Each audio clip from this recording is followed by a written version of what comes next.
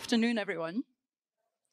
I'm conscious that I am standing between you and your lunch, so I will try and keep this conversation a bit swift. My name is Makabelo Malumane, and I'm with Standard Chartered Bank. Transaction banking is typically referred to as a product house. I like to think of it as a technology house because I can't essentially deliver on my mandate without technology. So today, I will be talking about open ecosystems, and that is embedded under the open banking platforms that we see. So before we talk about this, we know that there's a lot of disruption that's happening in the banking space today. We're being disrupted by tech firms, we're being disrupted by fintechs, new entrants, challenger banks, and also technology firms, right, or telecommunications firms. So if we are to remain relevant within this space, we really need to start moving away from being product-centric to being customer-centric. Now, let's talk about open banking for a little bit, because I think it takes us closer to where we need to be. When we think about open banking, it really comes across from two different approaches. And maybe let me just take a step back and go back to where it started. I think the general view is open banking started in the 1980s or so, and it started in Germany. What was happening at the time is the German Federal Post Office decided to run an experiment with 5 external computers and about 2,000 participants. And the whole point around it was to try and do the first set of online transactions, online transfers specifically.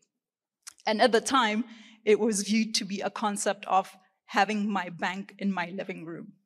Now, you will see down the line that this is even more relevant today when we talk about banking anywhere and anytime. Now, during that time, I think regulations shaped up over time. In 2007, the European Commission then decided to create this Payment Services Directive. It's normally referred to as PSD1. And the whole idea around it was to encourage better competition and better services for customers. But it really took a bit of a while before it stepped up to where it is today. And you may know we now have PSD2, which came about around 2018. Now, that's when a lot of people think open banking started. And that's when it started being real, because from a European perspective, the view was you really need to be a level playing field.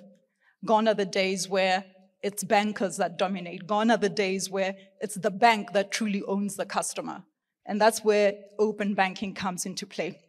So that's the regulatory approach. And we also saw specifically in the UK, the Competition and Markets Authority decided to launch an open banking standard, which was then adopted by banks, right? The whole idea was you need to open up to third parties so you can create this competitive landscape where you're actually truly serving the customer and then moving away from being product-focused and to being truly customer-centric. However, in certain markets, like the US and Africa more specifically, we've seen innovation and technology leapfrogging regulation, except maybe for Nigeria, where they have been in a slightly regulatory framework when it comes to open banking. Now, in those markets, it became clear that if we are to truly reach the last mile and serve our customers, we cannot do it by ourselves, right? We saw a boom with fintech companies getting a lot of investments within the market to help them accelerate on this agenda. And that's the market-driven approach. The market-driven approach, though, is not a one-size-fits-all, because it means there's different negotiations that are ongoing at a different point in time. For example, if I am a bank and I wanted to partner with 3 fintech companies, chances are I'm negotiating for different standards. We're integrating at different levels. There's no standardization. There's also issues around data. Who owns the client? Who is allowed to share information about the client? And is customer consent required, right? When we look at those developments, we've seen regulators starting to step in. You're starting to see regulations around data. You're looking at data protection, you're looking at data privacy, you're looking at consumer protection overall. And those are some of the challenges that you face in a market-driven approach where everyone is trying to do their own thing. But that doesn't mean it's a gloomy world. So if we're just simplifying this whole concept around open banking, what is it really? It's the opportunity for third parties to be able to use consumer financial data, which is typically owned by banks, to provide solutions that are relevant to customers, right? It's still back to the same approach, being more customer-centric rather than being product-driven. And this move is really set to drive a few things. One, competition. I'm sure we've seen it here. We have our very own M-Pesa. It has disrupted banks. It's also meant to bring collaboration, right? Gone are the days where you can only do your financial transactions with a bank. You should be able to engage with a fintech if you wish to. It's also meant to bring about innovation and enhance customer experiences. Whenever you go online these days, there's a big drive to look for user experience experts. That's because all of us are trying to think about how do I get to the customer faster and how do I serve them faster. And lastly, in Africa, I think we have still a problem today around financial inclusion, and it's on each and every one of us in here to solve for that. So why should you be bothered as a bank when we're talking about open banking? Actually, let me scrap that, not just a bank. In general, why should anyone be bothered with this whole concept around open banking? And there's a study that Accenture did, which looked at 20 large economies that contribute to about 75% of the global GDP, which said as open data starts becoming the norm, there's as much as about $416 billion revenues that will be at stake, right? That might seem like a small number when you're thinking about the globe, but if you're thinking about the financial services industry, which is worth trillions of dollars, then this number becomes a bigger problem. And it helps us now start thinking about where do we really need to be as banks. And that's why I wanted to talk a little bit about the revolution of API economy. I am calling it a revolution because it's really an uprising, right? It's disrupting banking, and it's changing the way we operate today. We are working with customers who want to do what they want, when they want, where they want, and however they want, right? When we go back to the 80s and the example I shared about having a bank in my living room, this means as bankers today, we really need to be anywhere and anywhere, anytime for our clients, always on. The days of relying on cutoff times doesn't really cut it today. If you're doing a cross-border payment and it's still taking T+1, T+2 to settle, you're not really being relevant and you're not solving for the real need of your customers. So open banking, this whole opportunity that has been provided to third parties to be able to contribute to our economies is really making a big difference. And it started off as just open banking in the pure sense where you're sharing data around transactions with various players within the economy to power up certain types of transactions. Mostly, it's been payment initiations. In some instances, maybe it's moved on to personal finance management. That's what we've seen. But a lot of us, I think, are now moving on into the embedded financing space, which is also referred to as open finance. What happens in this space? You want to be where your customer is, right? So if you know that your customer, for example, is spending time online and they're shopping, where do you want to be? You want to be where they're shopping, right? And that's why we're seeing the rise of buy now, pay later. Someone has thought about the concept that I might be shopping, but I may not have sufficient funds at that point in time. So that capability comes in. It's coming into my space. And that's where we all need to get into, our client spaces. But there's a bigger opportunity than that. And this is when you start looking at open economies. When I think about open ecosystems or open economies, I think about moving away from being a bank-first institution to being a life-first institution, right? Because that's where we're trying to solve for our clients. If you think about it these days, people have lifestyle goals. How are we providing solutions for those people?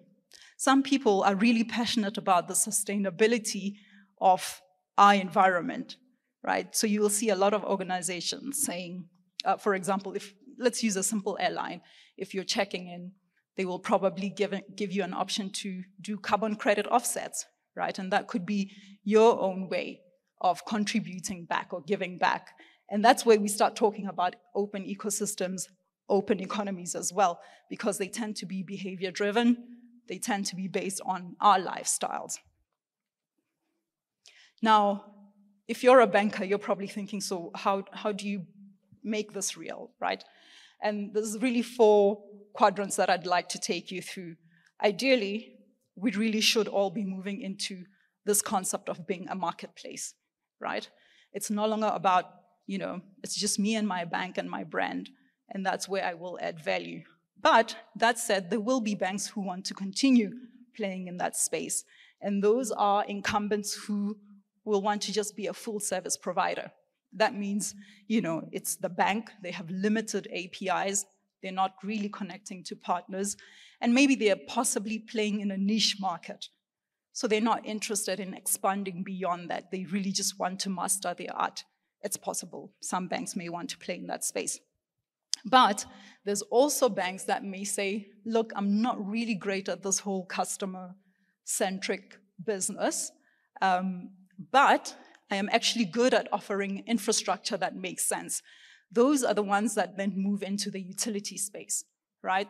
For example, they could say, I'm great at the AML screening, KYC part of the business, embed that into a third party's platform.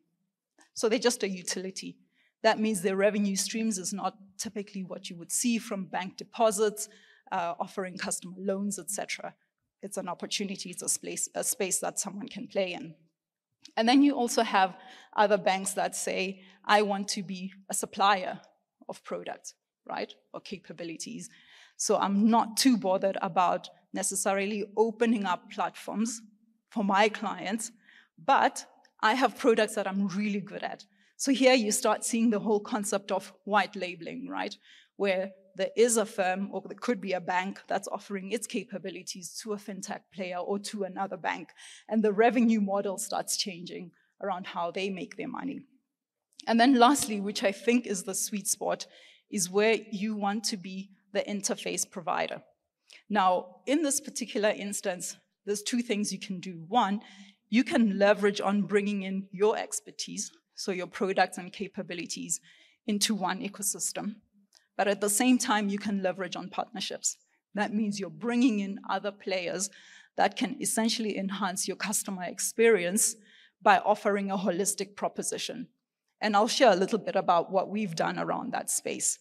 But these are really the models. Now, they're not mutually exclusive, right? Banks can choose to fluctuate between one model to the other, but it has to be a strategic mindset that's changing around moving from just being a bank that offers products and capabilities to thinking like a platform. And that's why I said, when I think about my role, I don't think I am a product house anymore. I am actually a technology firm. And what I am specializing in today is platforms, whereas back then I could have been just specializing with products and capabilities. So let's talk quickly about how organizations or banks can get ready. And I think you've heard a lot of conversations today around, I think there was a presentation from Oracle. I think there's some interesting things there that will take you there in terms of your technology. So part of it is really moving away from the old legacy platforms that we have to having a modular design to your architecture. Now, having a modular design is pretty simple. Think about car manufacturing, right?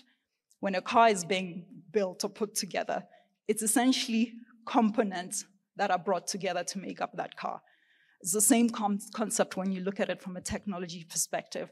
Can you build interchangeable parts to your business from a tech perspective that you can interchange at any given point in time? That means when you're doing a big change, you don't have to change something holistically. Sometimes it might be just one part that you need to change. And it could be a part that you could use in another part of your business as well. So that's what it means around thinking about a modular design. And then we spoke about talent earlier. I think there was a lot of conversation around that. I think we can all agree that talent is gold, especially in the technology space, right? So as an organization or as a bank, we really need to move the skill sets within the organization upwards.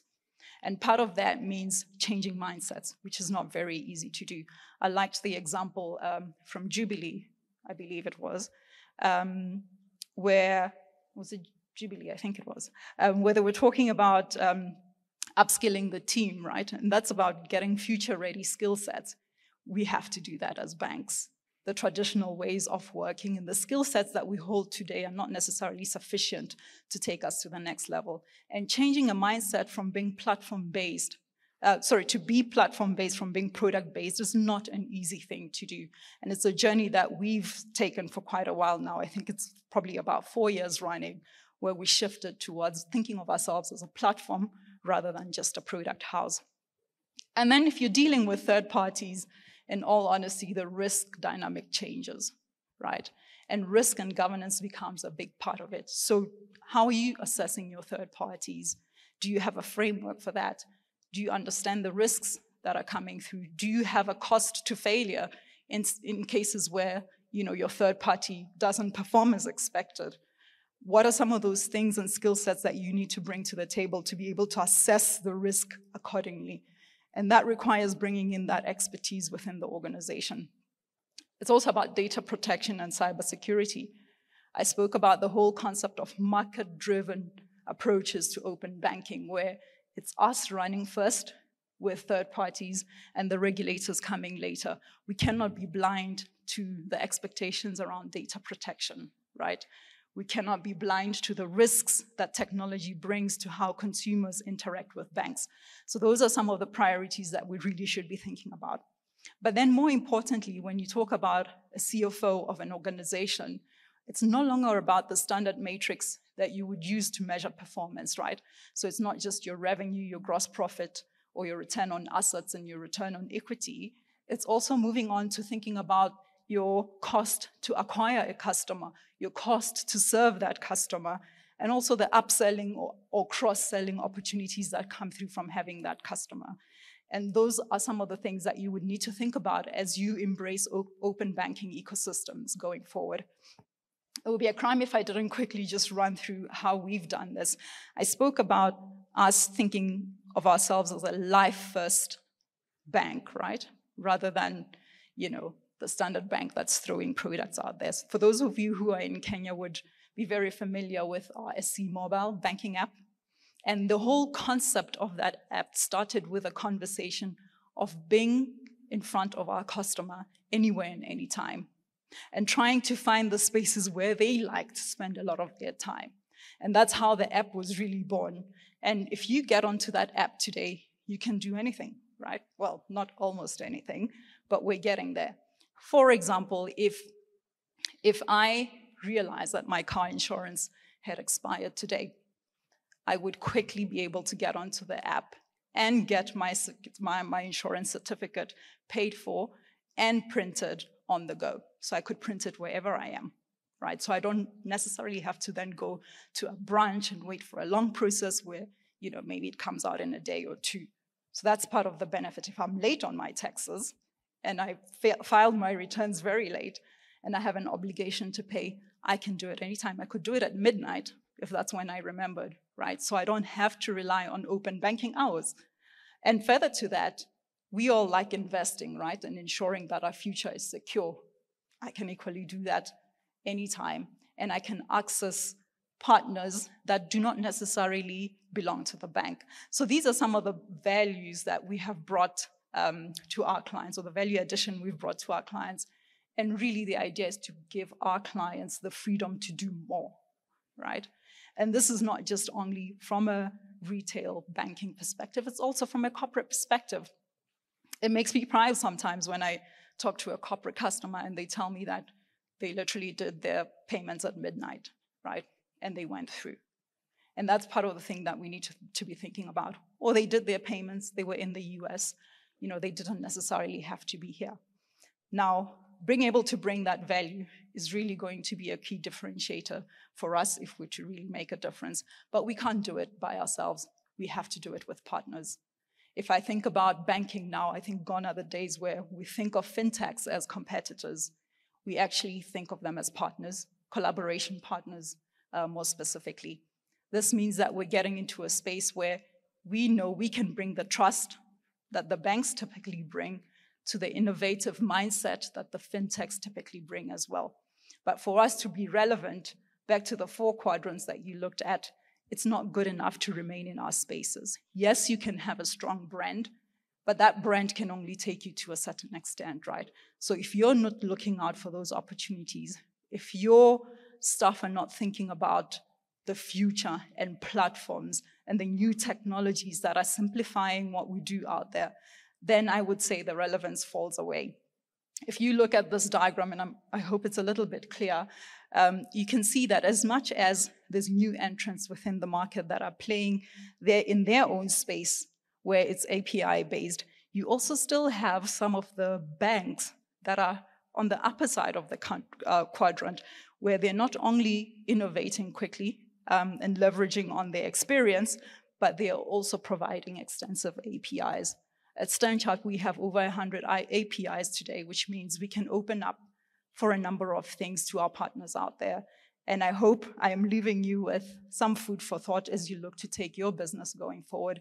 If you're a banker, whether you're a transaction banker or not, I'm sure there are some nuggets that you can take from today. And I hope you will join us as well as we go on to that collaborative side of the world where we truly bring client-centric. Thank you for your time today and enjoy your lunch.